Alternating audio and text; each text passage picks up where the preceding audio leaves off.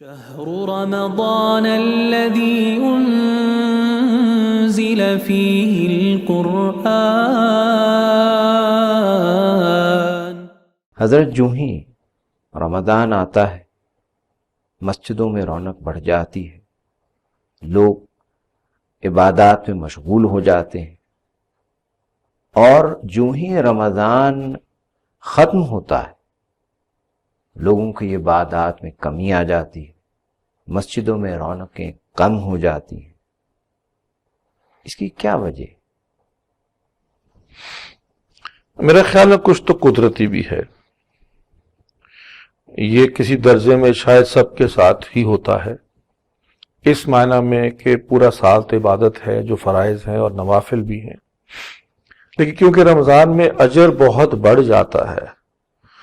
بہت شدید تعداد بڑھ جاتی ہے اجر کی، تو لوگوں کو میکسیمم یعنی کہ حد سے زیادہ اجر حاصل کرنے کا شوق ہوتا ہے، تو وہ بڑھا دیتے ہیں، اور پھر ظاہر ہے پھر وہ جب اجر کا وہ جو خیال ہوتا ہے شاید کم ہو گیا ہے تو پھر وہ کم کر دیتے ہیں۔ تو شاید یہ کچھ ایک عام عادت بھی لوگوں کی ہے، بڑھانے والی بات میں تو کوئی حرج نہیں ہے۔ ہاں یہ افسوسناک ہے کہ یہ تو بات سمجھ میں آتی ہے کہ کچھ سچویشن بہرحال نارملائز ہو جائے یا نیچے آ جاتی ہے رمضان کے ختم ہونے کے بعد، لیکن بالکل ہی ختم ہو جائے اور لوگ فرائض سے بھی، یہ بڑی افسوسناک بات ہے۔ یہ بڑی افسوسناک بات ہے کہ رمضان میں اتنی محنت کر کے انسان عید کے دن فرض کی نماز بھی خیال رکھنا چھوڑ دے، تو یہ بہت دکھ کی بات ہوگی، یہ بڑا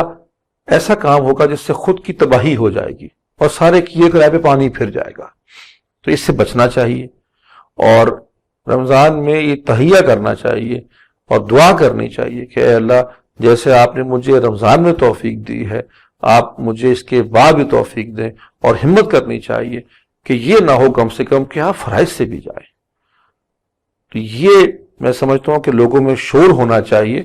کہ یہ سوچنے کے بجائے کہ یہ ایک مہینہ ہم نے کر لیا ہے تو 11 مہینے کی ضرورت نہیں ہے، تو ہر وقت ضرورت ہے ہمیں اللہ تعالیٰ کی، پوری زندگی کے ہر لمحے میں اللہ کی ضرورت ہے۔ رمضان میں اجر کی خاطر بڑھانا یہ تو سنت بھی ہے، لیکن اس کو ختم کر دینا یہ بہت افسوس کی بات ہے، اس سے بچنا چاہیے۔ ضمناً یہ بھی بتاتے جائیے کہ ایسے لوگوں سے ہمارا رویہ کیسا ہونا چاہیے؟ انتہائی محبت کا، انہوں نے عبادات چھوڑ دی ہیں اور بھی زیادہ، تاکہ ان کو واپس لایا جائے، ان کو انذار بھی کریں لیکن ان سے آسان ترین طریقے سے بات کریں، تاکہ ان کے اندر جذبہ تو تھا نا، اللہ کو تو مانتے تھے، تبھی تو رمضان میں بڑھا دیا، اب ان کو یہ غلط فہمی ایک ہے کہ شاید اس کو ضرورت نہیں رہی، اس غلط فہمی کو بڑے پیار اور بڑے اخلاص اور بڑے اچھے انداز سے دور کریں، سختی اور جھگڑا مت کریں ان کے ساتھ، کہیں وہ اس سے بھی نہ جائے۔